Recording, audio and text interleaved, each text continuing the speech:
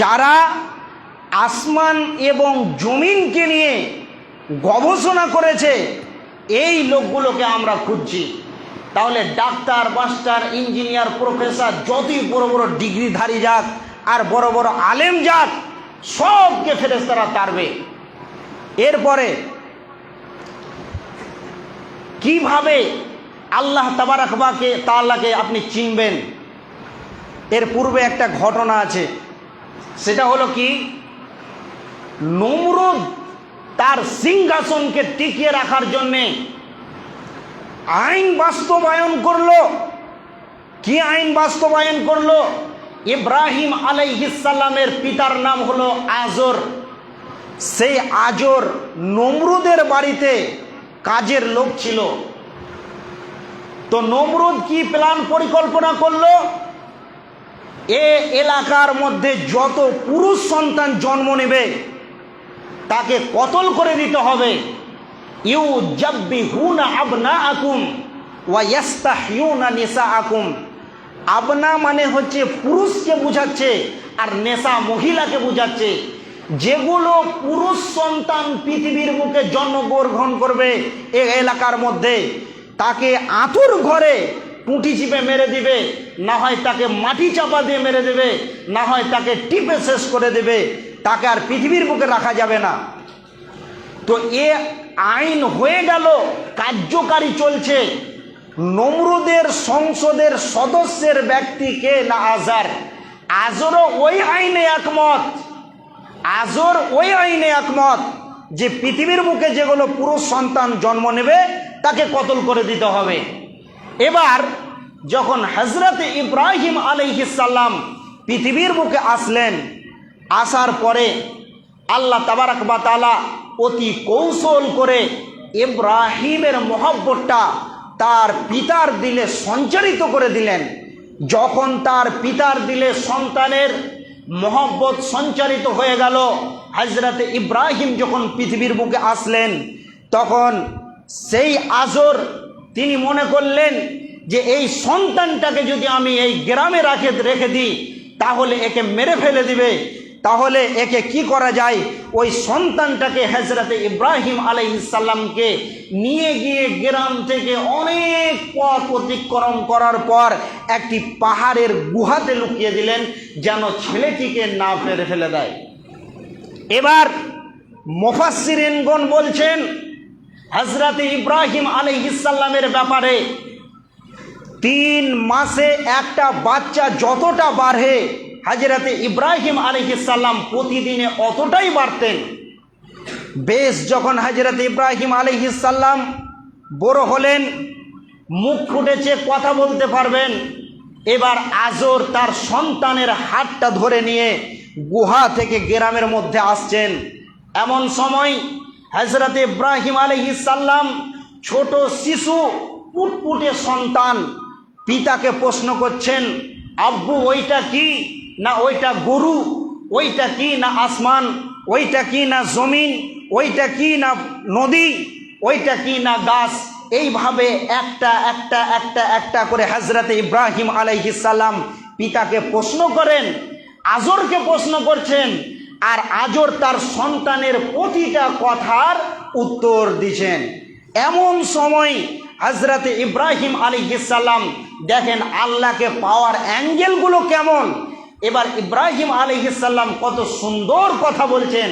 বলছেন, আব্বু এত সুন্দর জিনিসগুলো বানিয়েছেন কে? তখন তিনি বলছেন, বেটা কে বানিয়েছে দেখবি, চল। হাতটা ধরে গিয়ে নমরুদের কাছে নিয়ে যাওয়া হলো, দিয়ে বলছে ওই বানিয়েছে। তো ইব্রাহিম আলাইহিস সালাম বলছেন, তবে ওকে কে বানিয়েছে? নমরুদ সমস্ত কিছু বানিয়েছে, তো ওকে কে বানিয়েছে? তো যারা নাস্তিক, যারা বেঈমান, তারা মনে করে আল্লাহ নেই। ইমাম আবু হানিফার সঙ্গে এক নাস্তিক তর্কে জড়িয়েছিলেন, বলছে আল্লাহ নেই। তো ঠিক আছে, একদিন তার সঙ্গে চুক্তি হয়ে গেল যে অমুক দিন আগামীকালকে তুমি আসবে, বিকাল 3টার সময় তোমার সঙ্গে আমার তর্ক হবে। যদি তুমি আমাকে তর্কে হারাতে পারো, নাজদিক বলছেন ইমাম আবু হানিফা রহমতুল্লাহ আলাইকে, যে যদি তুমি আমাকে তর্কে হারাতে পারো তাহলে আমি দ্বীন ইসলামকে কবুল করে নেব। ঠিক আছে, ডেট হয়ে গেল। এবার ইমাম আবু হানিফা আলাইহি রহমান তিনি এবার ওনার সঙ্গে যাচ্ছেন মোলাকাতে।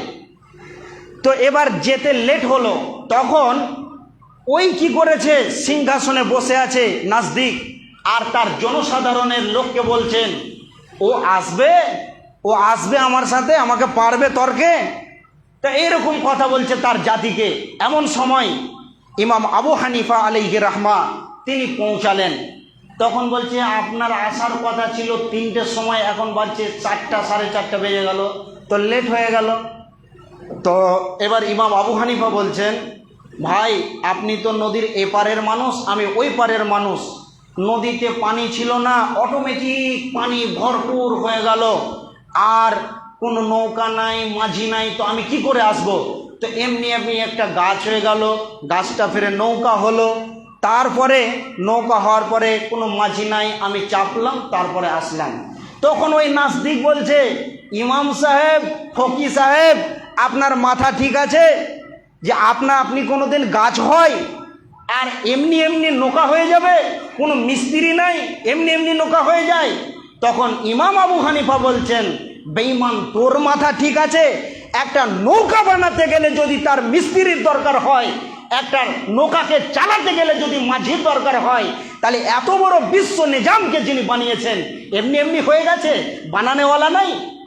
তো বলছে বেশ, খুব তো ভালোই তর্কের কথা, তাহলে তো আমার জুতোতে আমার মুখে মারলো, তাহলে এখন বল তোর আল্লাহ কি করছে? তখন ইমাম আবু হানিফা আলাইহি রাহমা বলছেন সেই বেঈমানকে যে তুমি তোমার সিংহাসন থেকে নিচে নেমে এসো। আর ইমাম আবু হানিফা আলাইহি রাহমা তার সিংহাসনে গিয়ে বসলেন। তখন বলছেন আমার আল্লাহ এখন তার ইমানদার বান্দাদেরকে সিংহাসনে বসার কাজে ব্যস্ত আছে, আর বেঈমানদেরকে নিচে নামার কাজে ব্যস্ত আছে। আর কুটকুটানি ঠান্ডা করে দিল একবারে। তো বন্ধু আমার, শিক্ষিত সুধী মণ্ডলী, তাহলে আমরা আল্লাহকে পাবো কি করে? আল্লাহ তাবারাক ওয়া তাআলা এবার বলছেন কি কোরআনের মধ্যে, ইন্না ফি খালকিস সামাওয়াতি ওয়াল আরদ ওয়া ইখতিলাফিল লাইলি ওয়ান নাহার লাআয়াতিল লিউলিল আলবাব। আল্লাহ তাবারাক ওয়া তাআলা বলছেন ইন্না ফি খালকিস সামাওয়াত ওয়াল আরদ, নিশ্চয় আল্লাহ তাবারাক ওয়া তাআলা জমিন এবং আসমানকে সৃষ্টি করেছেন, এবং দিন এবং রাত্রের মধ্যে পরিবর্তন ঘটান। নিশ্চয় কি সিস্টেমেতে আল্লাহ তাবারাক ওয়া তাআলা এত সুন্দর করে আসমানকে বানিয়েছেন। আজকে বৈজ্ঞানিকরা কি বলছেন, ক্যামেরা ছাড়লো উপরে, যখন গিয়ে পৌঁছাতে পারছেন না তখন বলছে দূরের পথ, ওখানে ক্যামেরা গিয়ে পৌঁছাতে পারছে না, কোনো কিছুই নেই, অতএব ফাঁকা জায়গা। যদি আমরা এটা বিশ্বাস করি তাহলে আমাদের ঈমান থাকবে? আল্লাহ তাবারাক ওয়া তাআলা বলছেন আমি আসমানকে বানিয়ে রেখেছি। আর বিজ্ঞানীরা যখন গবেষণা করছে তো বলছে যে ফাঁকা জায়গা, দূরে জায়গা, ওই জন্য দেখতে পাওয়া যাচ্ছে না, তাই নীল মনে হচ্ছে।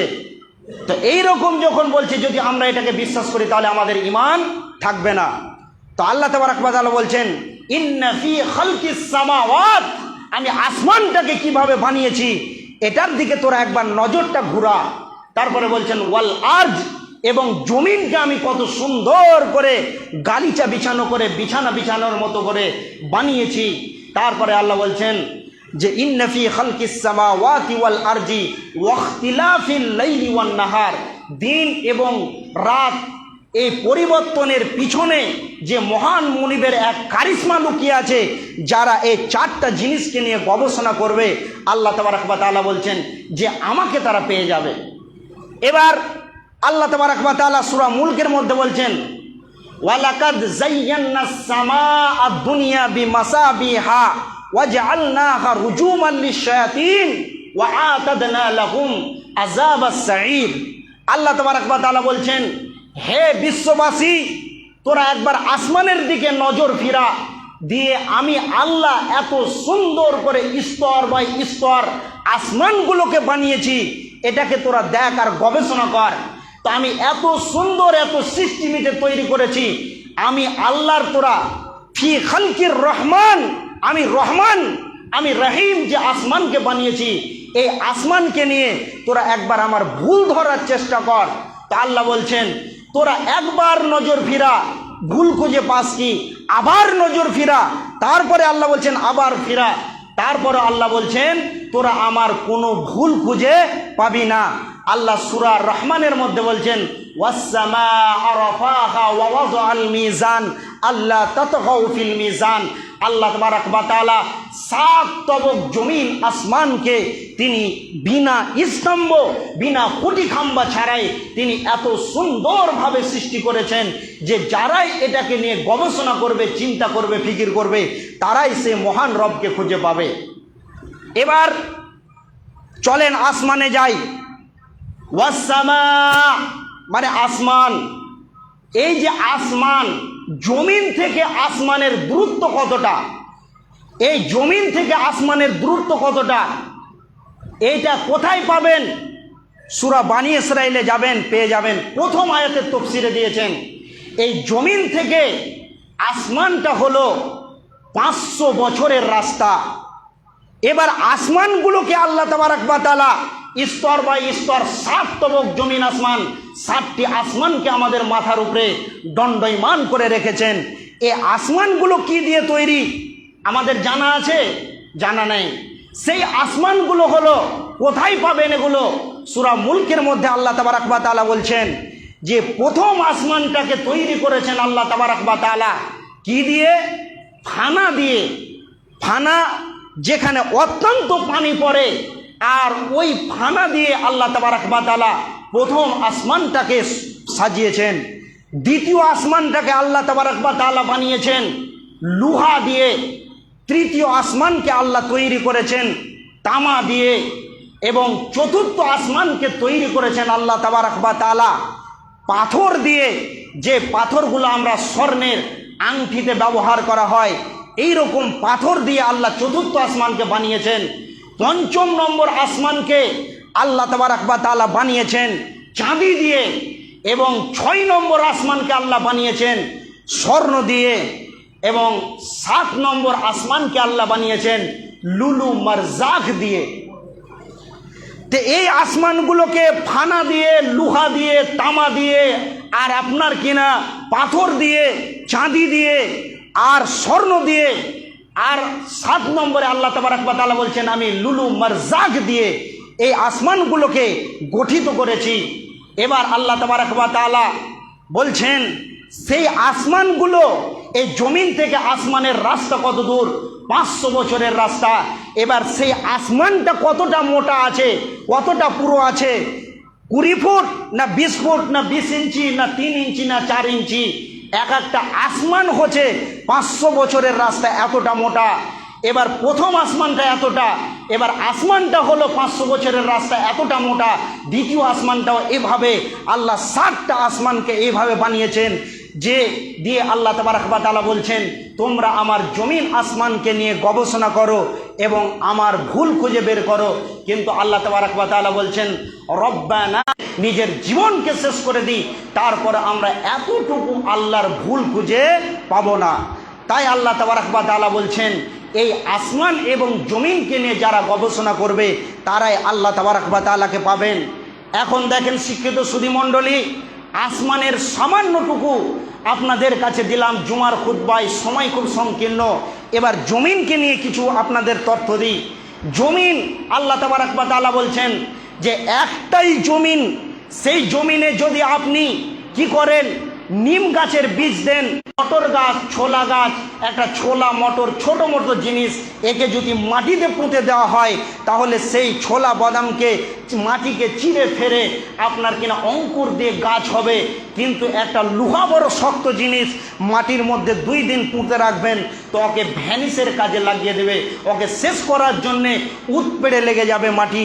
খারাই নাই রে গলার স্বরে, অদ্ভুত তোমার কারিগরি দেখছি জীবন ভরে, জোড়া সৃষ্টি করেছো সবার তাই তো সুন্দর ধরা, একের লাগি অপরজনে হয় যে মাতোয়ারা, আত্মার মতো শক্তি তুমি রেখেছো গোপন করে, শত চেষ্টাও করে থাকি পারি না রাখতে ধরে, মোরা বিজ্ঞানী পারি শুধু ভাঙা গড়ার কাজ, তোমার সৃষ্টি দেখে মোরা পাই গো বড় এলাজ, সৃষ্টিলয়ের আবিষ্কারক মহাবৈজ্ঞানিক আল্লাহ তুমি, আকাশ বাকাশ জুড়ে আছে সাগর মরুভূমি।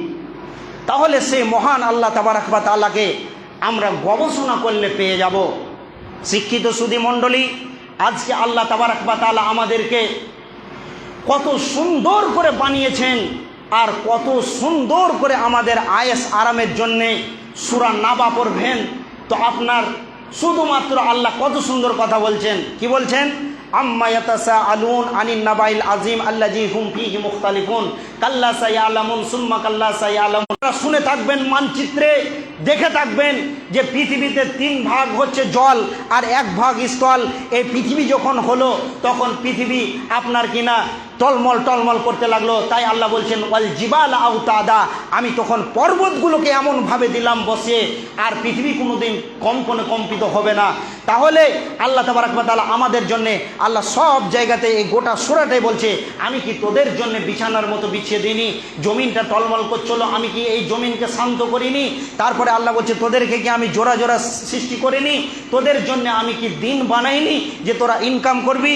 আল্লাহ বলছে ওয়াজআলনাল লাইলা লিবাসা, সারা দিনে তোরা ইনকাম করে ক্লান্ত হয়ে যাবি। ওয়াজআলনাল লাইলা লিবাসা, আবার আমি দিনকে আধার দিয়ে ঢেকে দিয়েছি, তারপরে তোরা আরাম করিস, তোদের ক্লান্ত দূর হয়ে যায়। তো আল্লাহ সব এই জায়গাতে বলছে, আমি কি তোদেরকে দিইনি? আমি কি তোদেরকে দিইনি?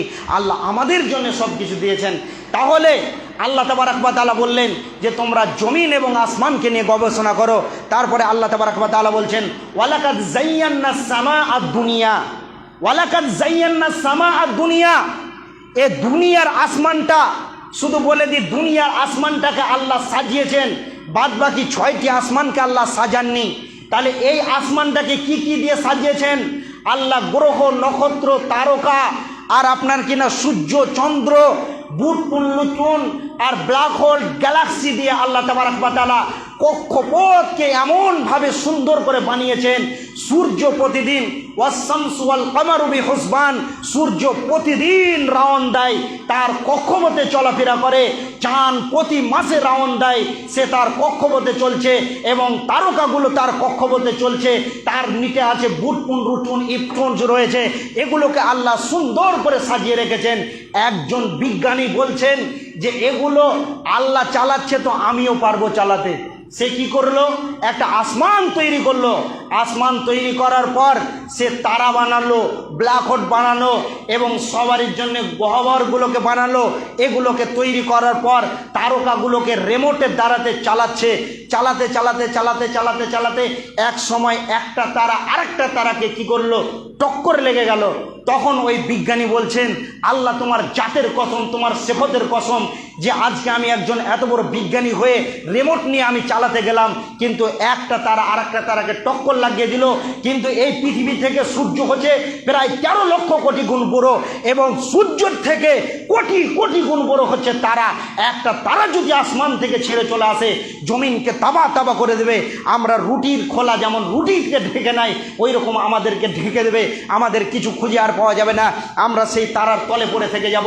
তাহলে সূর্য থেকে কোটি কোটি গুণ তারা আল্লাহ তাবারক ওয়া তাআলা এইভাবে আসমানে কক্ষপথে সৃষ্টি করে রেখেছেন। প্রত্যেকটা তারা তার নিচে নিজ গতিতে চলছে, কেউ কারোর সঙ্গে সংমিশ্রণ হয় না এবং ধাক্কা লেগে যায় না, এবং আমরা পৃথিবীর মুখ থেকে শেষ হয়ে যায় না। তাহলে আল্লাহ এতগুলো তারাকে আর সূর্যকে, সূর্য আল্লাহকে প্রতিদিনের হিসাব দেয়, আর চাঁদ আল্লাহ তাবারক ওয়া তাআলাকে প্রতি মাসের হিসাব দেয়। এরা এতজন সেই আসমানে আল্লাহ ব্যয়বহুল করে তাদের কক্ষপথ দিয়েছে, তারা নিজে নিজে চলাফেরা করছে, কেউ কারোর সঙ্গে টক্কর লাগে না এবং ভেঙে পড়ে যায় না। অতএব এইগুলোকে নিয়ে যদি আমরা গবেষণা করি তাহলে নিশ্চয়ই আমাদের ঈমান বৃদ্ধি পাবে।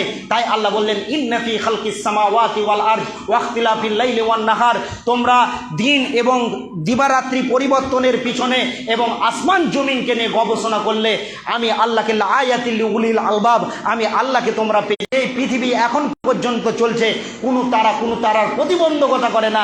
আর আজকে আমি সামান্যটুকু নিজেকে চেষ্টা করতে গেলাম কিন্তু কন্ট্রোল করতে পারলাম না, বিধায় টক্করে লেগে গেল। অতএব নিশ্চয়ই আল্লাহ একজন ওয়ারা উল ওয়ারা, তিনি হামেশা সে হে হামেশা রাহেগা, যার কোনো লয় নয় ক্ষয় নাই, যিনি আমাদের চিরপূজ্য চির উপাস্য, যিনি আমাদের চিরঞ্জীব, যার কোনো লয় নয় ক্ষয় নাই। অতএব সেই মহান রবের আমাদের দাসত্ব করতে হবে। তাই আজকের মতো আমি খুতবা ইতি করলাম।